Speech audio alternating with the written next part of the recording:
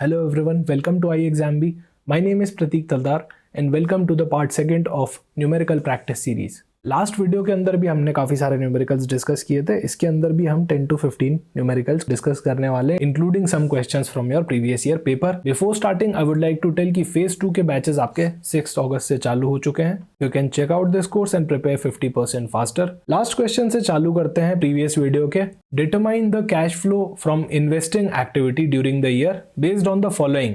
Operating activity से cash flow दे रखा है हमको 50,000. फाइनेंसिंग एक्टिविटी से 25,000 का इनफ्लो हुआ है, पॉजिटिव में तो इनफ्लो है. नेट इंक्रीज और decrease in the cash during the year negative 40,000. देखो आपको पता है कैश फ्लो स्टेटमेंट 3 एक्टिविटी से मिलके बनता है. ऑपरेटिंग एक्टिविटी, इन्वेस्टिंग एक्टिविटी और financing activity. Right, 3 major activities से आपका यहाँ पे मिलके कैश फ्लो स्टेटमेंट का फ्लो निकलता है. यहां पे हमको दे रखा है कि net increase in cash during the year is negative 40,000. Negative 40,000 का टोटल इनफ्लो आया है तीनों एक्टिविटीज से, और 2 एक्टिविटीज के इनफ्लोज आउटफ्लोज हमको दे रखे हैं. ऑपरेटिंग का 50,000 पॉजिटिव और फाइनेंसिंग एक्टिविटी का 25,000 अगेन पॉजिटिव. अभी सिर्फ ऑपरेटिंग एक्टिविटी और फाइनेंसिंग एक्टिविटी को ही मैं प्लस कर देता तो 75,000 का तो इनफ्लो होना चाहिए था, पर ओवरऑल अगर मैं देख रहा हूं तो 40,000 का नेगेटिव कैश फ्लो हो रहा है तीनों एक्टिविटी से मिला के. इसका मतलब इन्वेस्टिंग एक्टिविटी में इतना सारा आउटफ्लो हुआ है कि इसने as a whole total cash flow को ही नेगेटिव कर दिया है. सो ये आपका 75,000 जो इनफ्लो था ये तो पूरा आउटफ्लो हुआ ही है, इसके साथ में 40,000 का और आउटफ्लो हो गया है. इन टोटल 1,15,000 का नेट आउटफ्लो हो गया है cash flow from investing activity में. इसीलिए नेट रिजल्ट इसका नेगेटिव 40,000 आ रहा है. आप में से सभी ने करेक्ट आंसर्स दिए कमेंट सेक्शन में, सो वेरी गुड एवरीवन. बात करते हैं अगले क्वेश्चन की. ABC limited purchase an asset of 70 crore. As on date of purchase 1 USD was equivalent to 70 rupee. तो यहाँ पे $1 70 रुपए का था. The company paid after a year when the exchange rate change to 72.5. जब आपने बाय किया तो चीज 70 रुपए की थी, उसके बाद वो 72.5 की हो गई, मतलब 2.5 आपने एक्सेस पे कर दिया, ये आपका लॉस हो गया. What would be the effect of exchange difference. 2.5 का आपका लॉस का यहाँ पे डिफरेंशियल है. 70 CR के अंदर आपने डील करी थी, 70 रुपीज का तब चल रहा था, मतलब 1 CR डॉलर का आपका ट्रांजेक्शन था. यहाँ पे 2.5 का आपको लॉस हो गया है, मतलब 2.5 करोड़ का आपको लॉस हो गया एक तरह से. तो D option is the correct choice here. इतना आपका एक्सचेंज रेट का डिफरेंस हो जाएगा. In the next question, current ratio हमको डायरेक्टली गिवन है कंपनी का 1.5. करंट रेशो का आपका मतलब होता है current asset divided by current liability. 1.5 का मतलब होता है अगर आपकी करंट लायबिलिटी 1 है तो आपके करंट असेट 1.5 है, तभी करंट रेशो आपका 1.5 आ रहा है. करंट लायबिलिटी हमको क्लियरली गिवन है 50,000. अगर ये 1 के बराबर है तो 1.5 के बराबर हो जाएगा आपका 75,000. सो यहां से हमको पता चल गया कि हमारी करंट असेट जो है वो 75,000 के बराबर है. इन्वेंट्री हमको गिवन है 25,000, रिसीवेबल 35,000, प्रीपेड एक्सपेंस, ये सारे ही करंट असेट है. हमको क्या निकालना है, calculate the cash from the given information. अभी सारे करंट असेट जो मेरे को गिवन है वो मैं अगर टोटल करंट असेट में से माइनस कर दूं 25,000, 35,000 और 5,000, तो जो बच गया वो मुझे मानना पड़ेगा कि मेरा कैश बैलेंस होगा. ऑब्वियसली 10,000 रुपए मेरे यहाँ पे बच जाते हैं, तो E is the correct choice here. 10,000 रुपए का आपके पास यहाँ पे कैश आइडली इस सिचुएशन के अंदर होना चाहिए. Next is we need to use the given below information and find out the gross profit. ये तो बड़ा ही सिंपल क्वेश्चन होना चाहिए ग्रॉस प्रॉफिट से रिलेटेड. करंट ईयर के रिकॉर्ड्स हमको गिवन है. सेल्स यानी कि आपकी रेवेन्यू गिवन है $47,000 की. इंटरेस्ट हमको गिवन है, selling expenses, general expenses, cost of the good sold. अभी आपको अगर इनकम स्टेटमेंट का फॉर्मूला अच्छे से याद होगा, फॉर्मेट अच्छे से याद होगा, तो ये तो बहुत ही सिंपल क्वेश्चन आप लोगों के लिए हो जाएगा. $27,000 is the correct choice here. ये आपका ग्रॉस प्रॉफिट हो जाएगा. Sales minus cost of the good sold is your gross profit.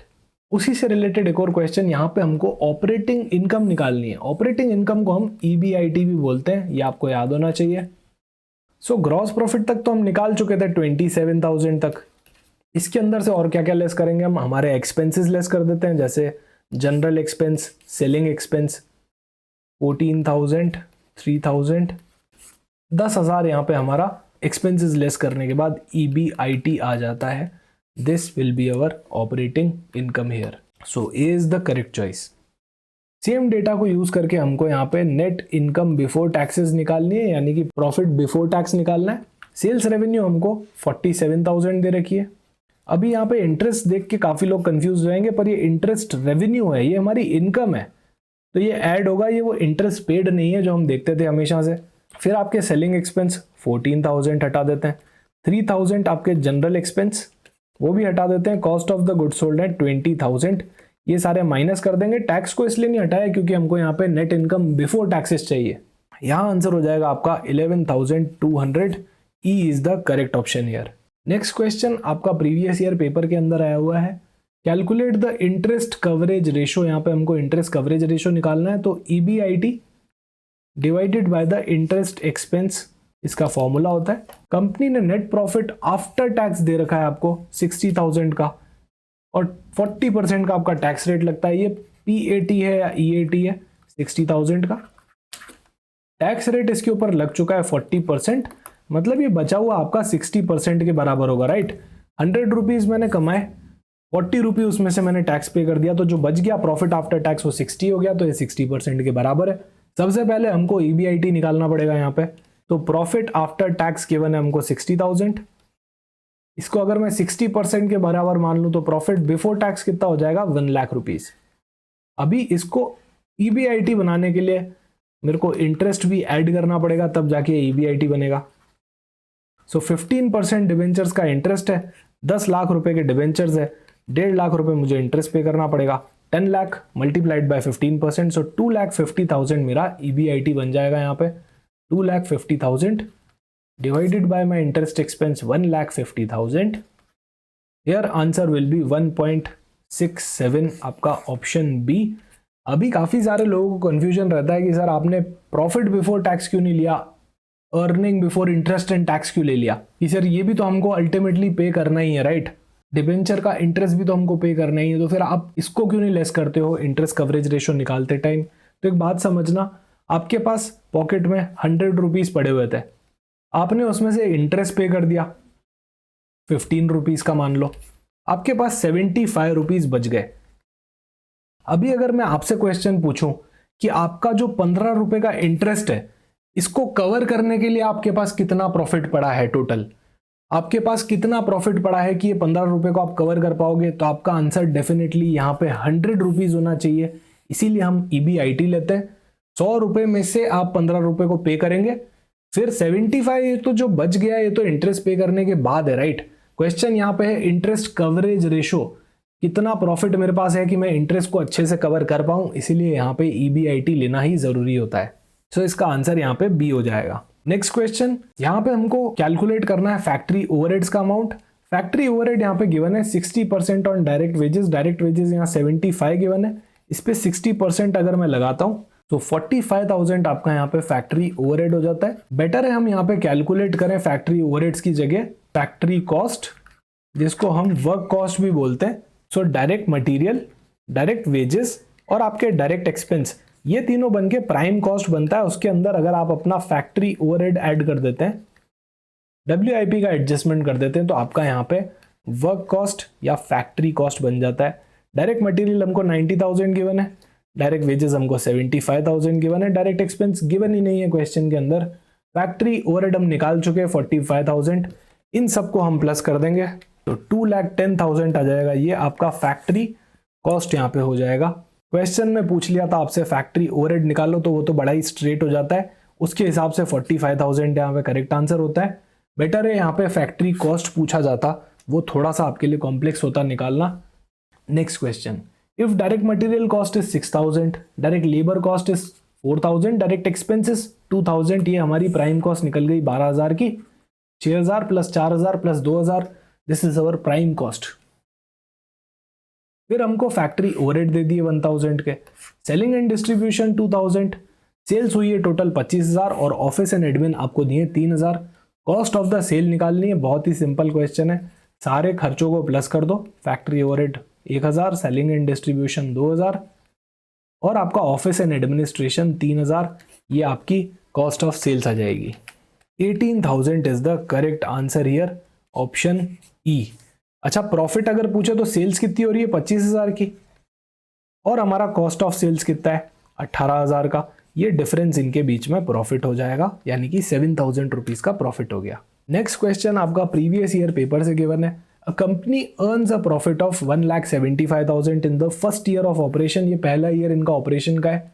Issued capital consist of 70,000 share, 10 रुपए ईच पे, ये आपकी फेस वैल्यू गिवन है।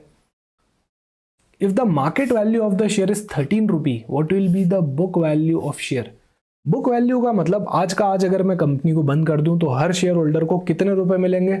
नाम से ही समझ में आ रहा है, बुक वैल्यू मतलब जो बैलेंस शीट वैल्यू है आपकी बुक्स के हिसाब से, वो वैल्यू कितनी है शेयर की। तो आइए देखते हैं पहले बैलेंस शीट के हिसाब से क्या वैल्यू होनी चाहिए। सबसे पहले तो आपका शेयर कैपिटल आ रहा होगा, equity share capital 70,000 multiplied by 10 rupees. याद रखिएगा बैलेंस शीट के अंदर हमेशा आपकी फेस वैल्यू के हिसाब से शेयर आता है। शेयर कैपिटल में सिर्फ फेस वैल्यू के बराबर का अमाउंट जाता है। तो 7 लाख रुपीज तो ये हो गया। फिर आपने प्रॉफिट भी तो कमाया है इस बार, तो प्रॉफिट भी आपका ऐड हो जाएगा यहाँ पे रिजर्व्स एंड सरप्लस के अंदर। 8,75,000 आपकी बुक वैल्यू चल रही है।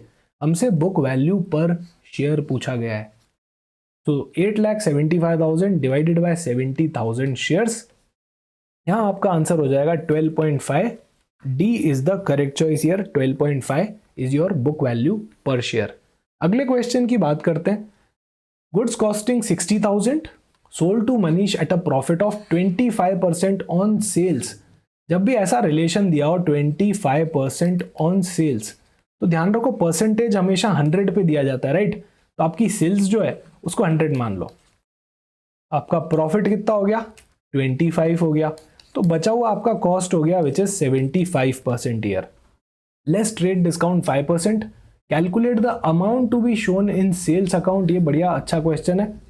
सेल्स अकाउंट के अंदर कितना अमाउंट जाना चाहिए। देखो 60,000 की तो कॉस्ट थी, पहले सेल्स पे आते हैं। 75% के बराबर है कॉस्ट थी, तो 80,000 की आपकी टोटल सेल्स हो जानी चाहिए थी। और 5% का ट्रेड डिस्काउंट आपने दे दिया है। Trade discount is never recorded in the books of account. 80,000 का 5% 4,000 हुआ। 76,000 आपका सेल्स अकाउंट के अंदर जाना चाहिए था। Option B is the correct choice here. Sales account में आपका 76,000 जाएगा। ट्रेड डिस्काउंट कभी भी बुक्स में रिकॉर्ड नहीं होता। कैश डिस्काउंट अगर होता तो बात बिल्कुल अलग हो जाती। नेक्स्ट क्वेश्चन, ये आपका वापस से प्रीवियस ईयर पेपर से रिलेटेड है। A company incurred direct material cost of 1 lakh rupees, direct labour cost of 68,000, variable overhead भी हुए हैं 24,000 के, फिक्स्ड ओवरहेड है आपके 1,50,000 के। प्राइम कॉस्ट निकालनी है। ये वेरिएबल ओवरहेड, फिक्स्ड ओवरहेड, ये सब कंफ्यूज करने के लिए आपको दिया गया है। प्राइम कॉस्ट बहुत स्ट्रेट होती है। प्राइम कॉस्ट का मतलब होता है डायरेक्ट मटेरियल, डायरेक्ट लेबर और डायरेक्ट एक्सपेंसेस। यहाँ पे सिर्फ दो चीजें गिवन है, 1,68,000। B will be the correct choice, 1,68,000। Next question is related to your ratio analysis वाला chapter which is very very important for your examination. Gross profit का margin हमको दे रखा है 2%। क्रेडिट सेल्स, कैश सेल्स दे रखी है 4 lakh and 8 lakh. Return inward यहाँ पे कुछ भी नहीं दे रखा है। Opening inventory, closing inventory given है 12,000 and 48,000। We are required to calculate the inventory turnover ratio. Inventory turnover ratio का फॉर्मूला होता है cost of good sold divided by average inventory. अच्छा, काफी लोग यहाँ पे सेल्स देख के सीधा sales divided by average inventory कर देंगे, जो गलत हो जाएगा। क्वेश्चन ने आपको क्लियरली जीपी रेशियो दे रखा है। आप यहां से cost of the good sold निकाल सकते हो। सबसे पहला रिलेशन आपको यह पता होना चाहिए कि सेल्स में से अगर मैं जीपी हटा दूं तो क्या बचेगा, cost of the goods sold ही तो बचेगा। सेल्स है मेरी यहाँ पे 8 lakh and 4 lakh 12 lakh minus GP ratio 2%। अभी मैं डायरेक्टली इस पे 2% अप्लाई कर सकता हूं क्योंकि जीपी रेशो हमेशा सेल्स पे ही तो बेस्ड होता है। Cost of the good sold आ जाएगी मेरी 11,76,000। फर्स्ट आस्पेक्ट सॉर्टेड हो गया, 11,76,000। एवरेज इन्वेंट्री तो यार ओपनिंग और closing divided by 2 clearly given है। 60,000 डिवाइडेड बाय 2, 30,000 ये आपका आ जाएगी। 39.2 आपका यहाँ पे सही आंसर हो जाएगा, ऑप्शन ए। नेक्स्ट क्वेश्चन में सेम डिटेल्स के साथ हमसे पूछा गया है कि एवरेज एज ऑफ इन्वेंट्री क्या होगी। यहाँ पे आपको बहुत ध्यान रखना पड़ेगा कि क्वेश्चन ने आपसे इन्वेंट्री टर्नओवर रेशो पूछा है या फिर एवरेज एज ऑफ इन्वेंट्री पूछी है। एवरेज एज ऑफ इन्वेंट्री मतलब लगभग साल में कितने दिन हमारे पास इन्वेंट्री रहेगी। 360 डेज हमको अज्यूम करना है, तो 360 डिवाइडेड बाय 39.2 ये आपका आ जाता है 9 पॉइंट समथिंग समथिंग। सो आपका 9 days, D option is the correct choice here. अगला क्वेश्चन, और इसका आंसर आप लोग मुझे देंगे कमेंट सेक्शन में। ये आपका कैपिटल असेट प्राइसिंग मॉडल से रिलेटेड क्वेश्चन है, बहुत ही इंपॉर्टेंट कॉन्सेप्ट फाइनेंस के अंदर। If the expected return on the market is 18%, 18% का मार्केट रिटर्न हम एक्सपेक्ट करते हैं। स्टॉक का बीटा आपको गिवन है 1.2%, expected return on stock is 20%। Risk free rate आपको RF जो होता है रिस्क फ्री रेट, वो आपको यहाँ पे निकालनी है। So do let me know in the comment section. Thank you so much for watching this video. मिलते हैं अगले वीडियो के अंदर। Join exam B and prepare 50% faster.